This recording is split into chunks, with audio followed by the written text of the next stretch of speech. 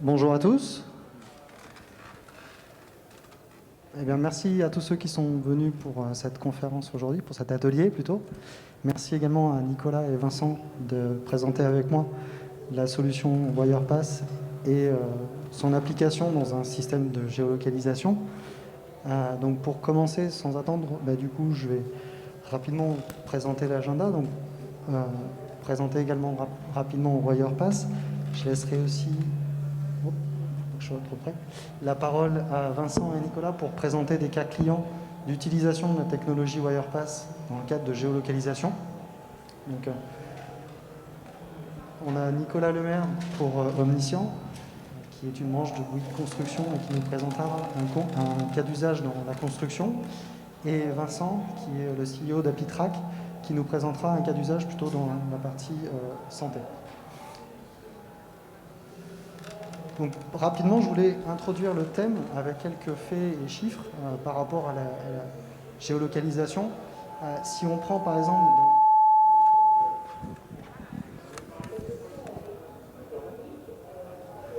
Ouais, c'est mieux par ici, c'est ça? Donc il y a cette zone ici. Ok, pardon. Donc pour parler un petit peu chiffres et faits, eh bien, si on prend du matériel médical ou du matériel qu'on peut retrouver sur des chantiers, vous voyez que c'est du matériel qui souvent a un coût non négligeable et qu'on ne va pas forcément vouloir perdre ou vouloir retrouver rapidement parce que forcément, il faut être capable d'éviter la perte. Donc c'est des choses, par exemple, au niveau médical, on se rend compte que la recherche peut prendre plusieurs heures pour trouver un matériel dans un service et aussi le fait d'avoir de la perte, on va avoir tendance à chercher à faire du surplus et donc on a estimé aussi ce surplus de 20 à 30% dans certains cas de matériel qui est juste pour prévoir la perte. Pareil sur les chantiers, une étude ILTI montrait qu'une entreprise passe en moyenne 90 heures à chercher des outils sur son chantier, ce qui est non négligeable quand on est sur un chantier de plusieurs dizaines d'étages souvent, et à chiffrer également pour une petite entreprise en moyenne 7 000 € de pertes par an pour le matériel. Donc il y a vraiment des attentes dans la géolocalisation, des attentes à la fois sur cet aspect perte, recherche, mais aussi sur tout ce qui va être contrôler les entrées-sorties.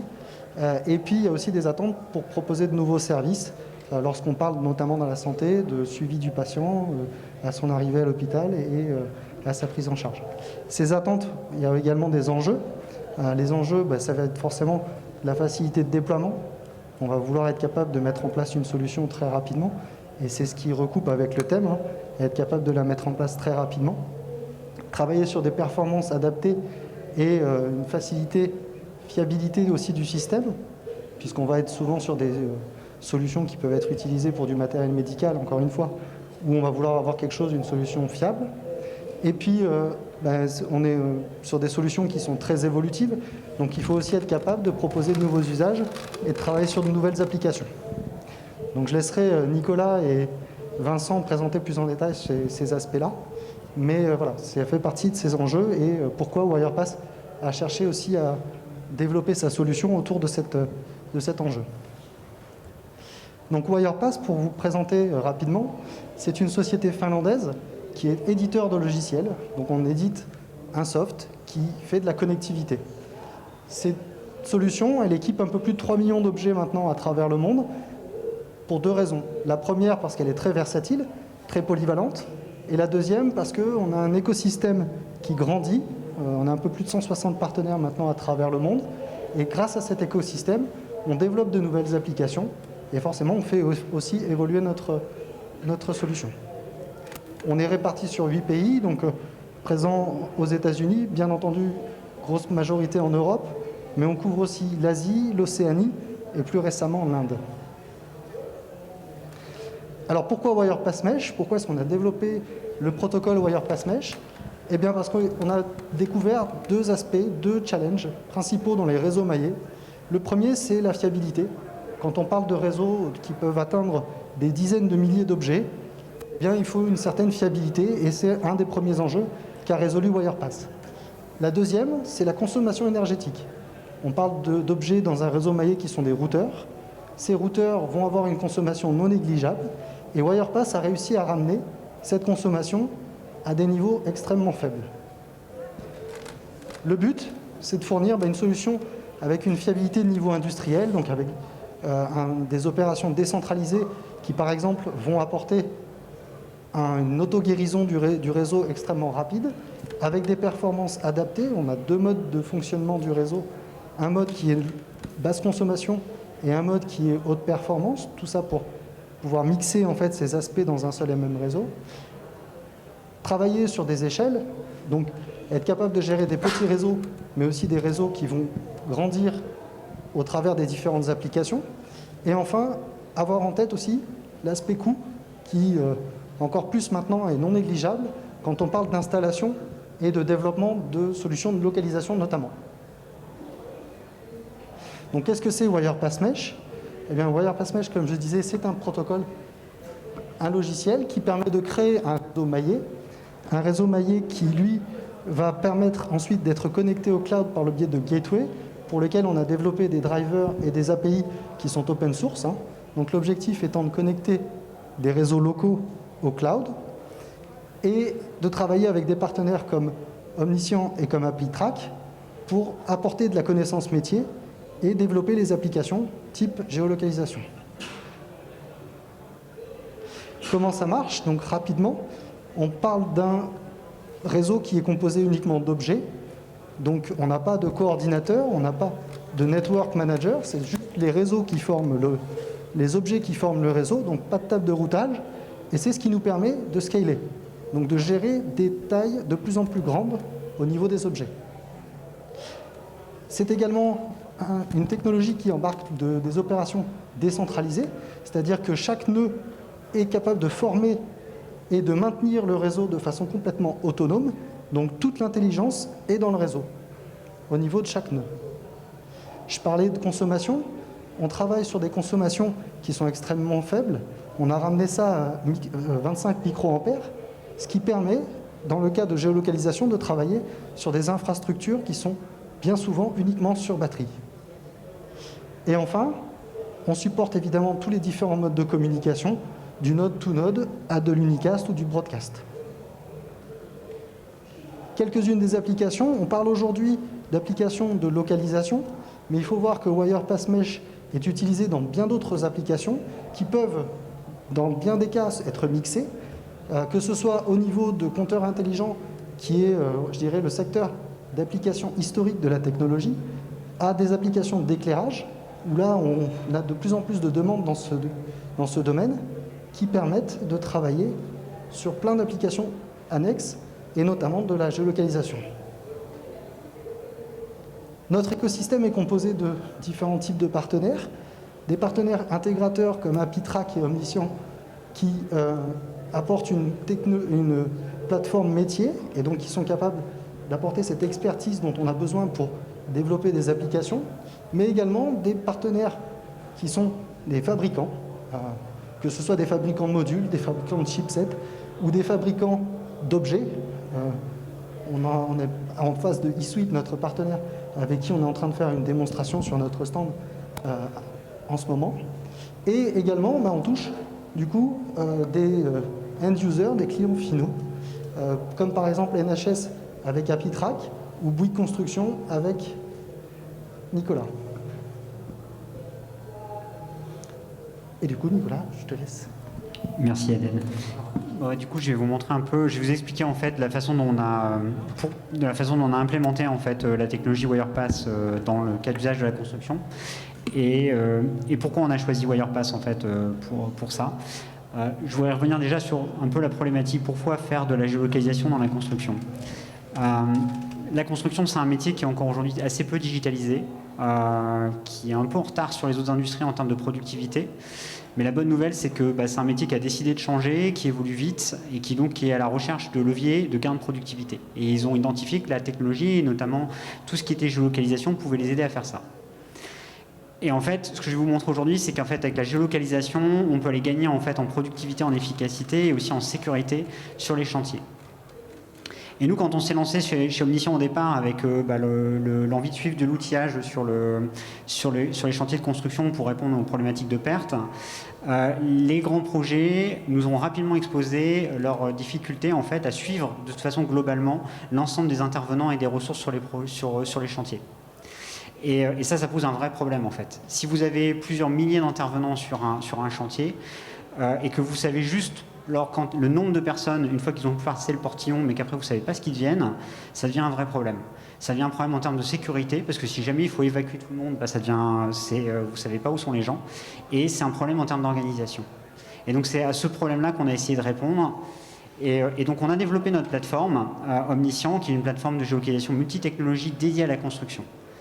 En fait, le principe, ça a été d'inverser un peu le paradigme où on construit souvent une plateforme autour d'une technologie pour adresser un maximum de cas d'usage. Dans le cas présent, on a fait le contraire. On a développé la plateforme autour d'une industrie et d'un cas d'usage et on est allé intégrer plusieurs types de technologies. Le principe est assez simple. On pose des capteurs sur les ressources qu'on cherche à suivre, que ce soit de l'outillage, que ce soit des badges connectés pour des intervenants dans les zones dangereuses, que ce soit des engins. On collecte toute cette donnée. On la localise sur les plans du chantier, puisque c'est là que les opérationnels ont besoin de les voir. Et on traite cette donnée. Et ça, c'est une des forces de la plateforme, c'est qu'en fait, on est capable de fournir aux opérationnels et aux gestionnaires de chantier les indicateurs dont ils ont besoin pour prendre leurs décisions. Des taux d'utilisation, des heures de fonctionnement, de la disponibilité de matériel. Et avec ça, en fait, on gagne en organisation, avec les localisations et les inventaires, et le comptage automatique. On gagne en sécurité puisqu'on est capable de savoir exactement la liste des intervenants sur un chantier en cas d'évacuation d'urgence. On est capable d'identifier un travailleur isolé. On gagne aussi en sécurité parce qu'on a un meilleur contrôle de son matériel. On est capable de localiser un matériel qui n'aurait pas été contrôlé régulièrement et donc on est capable de le sortir assez rapidement du chantier. On fait de la mesure. On mesure des temps de réalisation, on mesure des heures de fonctionnement, on mesure des taux d'utilisation. Donc ça permet d'arbitrer en fait sur de la gestion de parc ou sur de l'organisation. Et on historise en fait toute cette donnée, puisque l'intérêt en fait pour des grands clients comme Bouygues Construction ou d'autres acteurs de la construction, c'est de comparer un peu leurs chantiers entre eux et d'améliorer en fait leur méthode. De se dire voilà, j'ai collecté énormément d'informations sur mon chantier, comment je m'organise, comment je m'améliore sur le prochain chantier.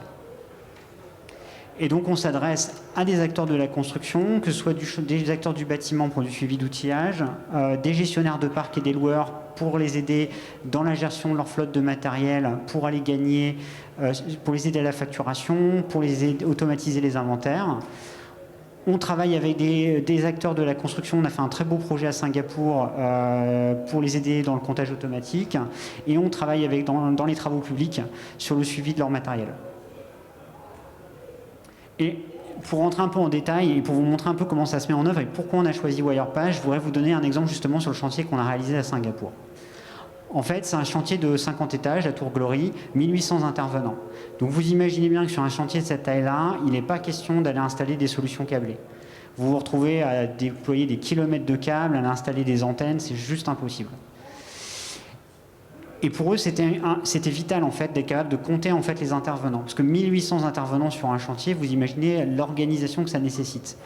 En fait, ils avaient des personnes qui comptaient sur le chantier les intervenants par zone. C'est juste impossible en fait à suivre. En fait, c'est même désespéré. Vous avez quelqu'un qui essaie de compter au fur et à mesure. Il peut passer sa journée à compter les gens dans les étages. Il n'aura jamais le bon nombre. Donc ça, c'était un point fort. Et du coup, on peut les aider avec la sécurité, les aider dans le pilotage. On les aide aussi dans la productivité parce qu'en fait, en collectant de la donnée, on identifie, et je vous montrerai comment, des choses assez intéressantes sur la façon dont les gens se déplacent à l'intérieur du chantier, notamment sur une tour. Et on les aide dans les méthodes en mesurant des ratios et des temps passés et des heures par zone. Et les gains pour eux, évidemment, sont des gains en termes de supervision, déjà, moins de monde à compter, moins de monde pour surveiller les uns et les autres, et aussi de la sécurisation sur les plannings et les ressources. Et là, les enjeux sont très, très importants, puisque les pénalités et les pertes d'exploitation sont énormes sur des projets de ces tailles-là. Et donc du coup, grâce à la solution de Wirepas et avec notre partenaire ELA Innovation, le fabricant de capteurs qui a travaillé avec nous sur ce projet, on a pu déployer une solution intégralement sans fil, où on vient disposer sur des étages type de 2100 m² à peine 9 ancres, ça s'installe en 20 minutes, donc c'est très rapide, ça demande aucune connaissance particulière pour l'installation à partir du moment où on sait où on les installe. Donc on a pu former une équipe d'électriciens locales pour l'installation. On a distribué des milliers de badges aux ouvriers. Tous ces badges, en fait, grâce à comme ils sont basse consommation, ils tiennent la durée du chantier, donc on n'a pas de problématique de rechargement. Et en fait, on connecte très peu de choses. On connecte une passerelle tous les 10 étages. C'est le seul point, en fait, qui a besoin d'un accès à Internet et qui a besoin d'une prise connectée. Donc on voit bien que c'est une infrastructure qui est extrêmement simple et rapide à déployer. Et donc du coup, à partir de là, les opérationnels ont pu accéder à notre plateforme, avoir la localisation en temps réel de tous les intervenants, avoir une coupe en élévation qui leur permet en fait d'avoir le décompte d'intervenants par métier, combien ils ont de plombiers, combien ils ont d'électriciens, et même de déclencher des alertes sur des interventions dans certaines zones. On en a même profité en fait sur certains des chantiers qu'on a réalisés pour les aider dans les mesures de distanciation sociale, puisqu'on était capable de compter le nombre de personnes par zone, et ils nous avaient mis des seuils maximum sur les zones confinées, et ont déclenché des alertes si c'était dépassé. Et du coup, ça vient un peu aider aussi dans les mesures qui sont prises. Et le point fort de notre plateforme, c'est la partie analyse de données, évidemment, puisque c'est ce tableau de bord-là qui aide les opérationnels à prendre leurs décisions. Donc on est en fait capable de mesurer en fait, l'évolution de l'effectif par corps d'État, enfin par métier, et par étage. Et on est capable du coup de leur donner le nombre d'heures passées par zone de chantier, jour par jour. On est capable de visualiser l'évolution de l'effectif sur un étage, et c'est là qu'on a des enseignements assez intéressants. On s'est rendu compte que les compagnons pouvaient mettre 1 heure le matin à arriver au 21e étage. Donc c'est 1 heure de perdu. En fait, ils passaient un temps fou à attendre l'ascenseur. Et donc c'est là qu'on peut commencer à faire des préconisations en leur proposant d'étaler un peu les heures de démarrage de chantier et ainsi de suite. Et le dernier point pour eux, en fait, c'est collecter justement enfin des hommes-heures sur des tâches à réaliser par zone, ce qui les aide en fait un peu à sécuriser leur planning de chantier. Et enfin, finalement, pour vous expliquer un peu les points, pour bien vous montrer en fait l'intérêt de la solution WirePass, j'ai remis le planning qu'on a de réalisation du projet. En fait, le projet nous a activé fin décembre. En 1 mois, on avait tout le matériel livré sur place à Singapour, dédouané. En 4 jours, on avait déjà déployé 10 étages. On leur avait allumé toutes les gateways dont ils avaient besoin pour le projet. On avait distribué 400 badges. On avait formé les équipes et ils étaient autonomes. Donc on voit bien, en fait, c'est pas un truc qui met des mois à s'installer. Et c'est ça qui me paraît moins important, en fait, dans la techno de WirePass, et c'est pour ça qu'on l'a choisi pour ce type d'application. C'est qu'il nous fallait un réseau très résilient. Un chantier, ça bouge tout le temps, donc il n'est pas question d'avoir des trucs fixes et du câblage. Il fallait que ça puisse se reconfigurer en permanence. Il fallait une grande autonomie sur le matériel. Il n'était pas question non plus de recharger les badges tous les jours. Ça aurait été une véritable logistique. Il nous fallait quelque chose de fiable et de facile à installer. On n'allait pas envoyer un ingénieur télécom à chaque fois qu'on monte un étage. Vous imaginez bien, on monte un étage tous les 15 jours sur un projet comme ça. Et enfin, c'est quelque chose qui est supervisable à distance. Donc nous, on a pu le superviser de Paris alors que le chantier était à Singapour. Et donc ça nous permettait de voir s'il y avait le moindre problème dans l'infrastructure. Voilà.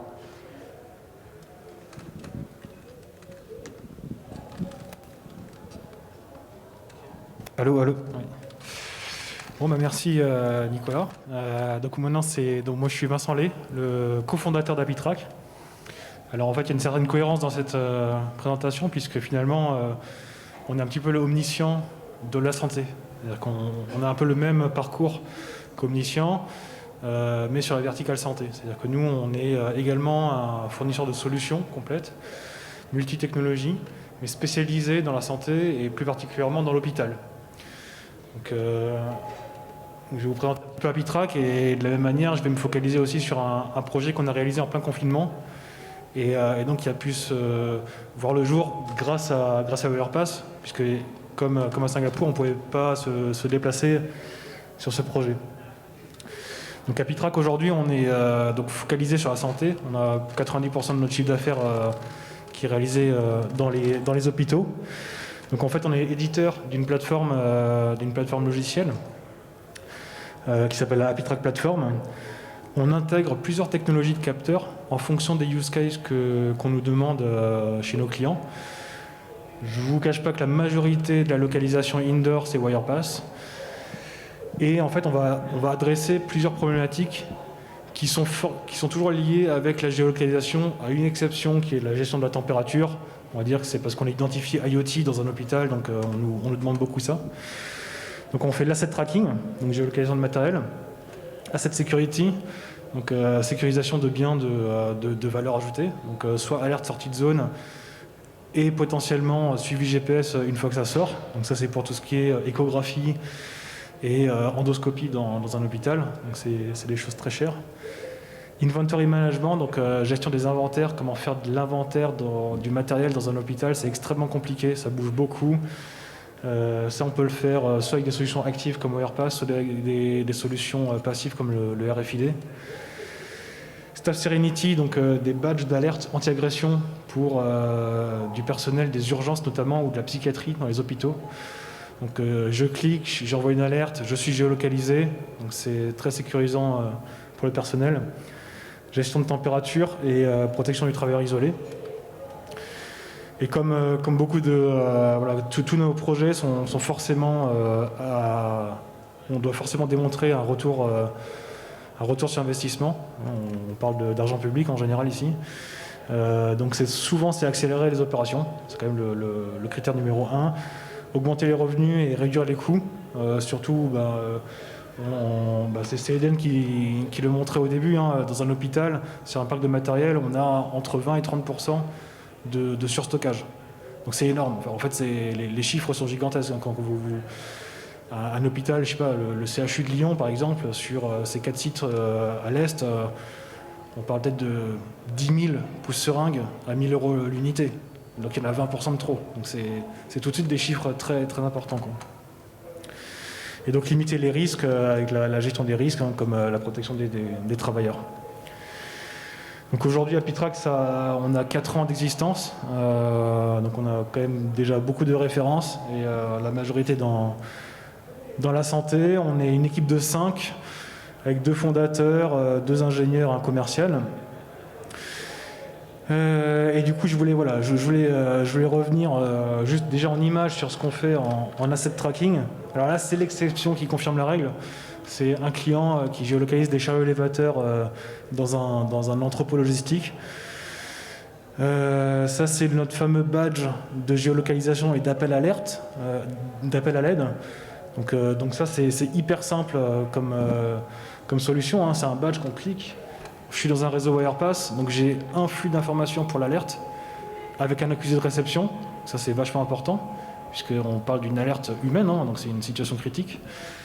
Et j'ai une géolocalisation. Et donc la géolocalisation, pour le coup, nous, on maîtrise parfaitement la technologie et en général, la performance est largement au rendez-vous. Donc voilà, je voulais venir à l'exemple du confinement. Parce que finalement, c'est un exemple hyper parlant de pourquoi on a besoin de géolocalisation dans un hôpital et pourquoi on peut bien le faire et de manière performante avec WirePass. Donc en fait, c'est un hôpital à Londres, en fait, un groupe de 3 hôpitaux qui en fait ressent le besoin dans le confinement en fait, de géolocaliser le matériel puisqu'ils ont des zones de patients Covid. Évidemment, tout est confiné, les accès sont difficiles, et forcément, ils ont besoin de savoir quel matériel est disponible dans chaque service, sans forcément y aller, pour éviter d'avoir trop de mouvements au sein de l'hôpital. Donc c'est 3 gros hôpitaux très connus à Londres, mais aujourd'hui, j'ai pas le droit de dire le nom. On est encore en train de finaliser la communication. Donc ce qu'on a fait, c'est on a couvert, donc il y a 3 hôpitaux à couvrir, 16 étages, donc en fait on a couvert en encre tous les services Covid, donc ça représentait 90 000 m² couverts. Donc même ordre de grandeur que Nicolas, c'est une encre tous les 200-250 m². Donc ça, ce qui est hyper intéressant, c'est que maintenant nous, avec notre expertise et notre expérience également, en fait, on est capable de produire des cartes d'implantation des encres. C'est-à-dire que nous, on ne s'est pas déplacé sur place, en fait. On n'est pas allé à Londres puisqu'on ne pouvait pas. C'était fermé. Donc le client nous envoie des cartes. Nous, on préconise où mettre les encres. Et il y a un opérateur sur place, un technicien de l'hôpital, qui va physiquement coller les encres au mur. Donc c'est hyper pratique parce que du coup... il n'a pas besoin d'avoir de connaissances télécom, il a besoin de rien savoir en fait. Lui, c'est un simple technicien biomédical.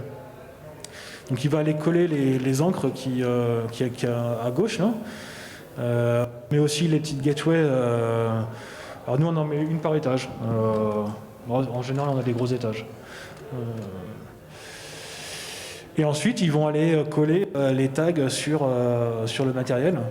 Et donc là, ils en ont collé 3000 pendant le confinement.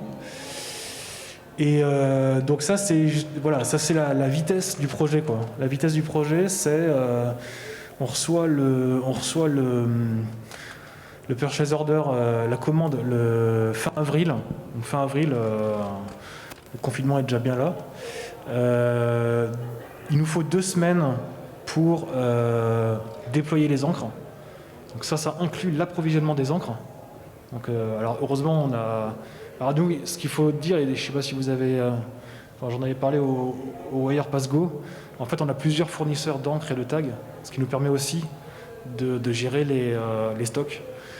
Donc en 2 semaines, tous les hôpitaux étaient équipés en encre. La 3e semaine, c'était l'installation locale de notre plateforme. Donc c'est hyper contraignant. La NHS a subi des grosses attaques informatiques dans le passé, donc pas de cloud, tout en local. Donc là, une architecture locale avec le WPE, enfin les outils WirePass bien containerisés, tout ça s'est installé en local. Et commande plus 4 semaines, 3000 tags livrés et déployés au fur et à mesure dans les hôpitaux.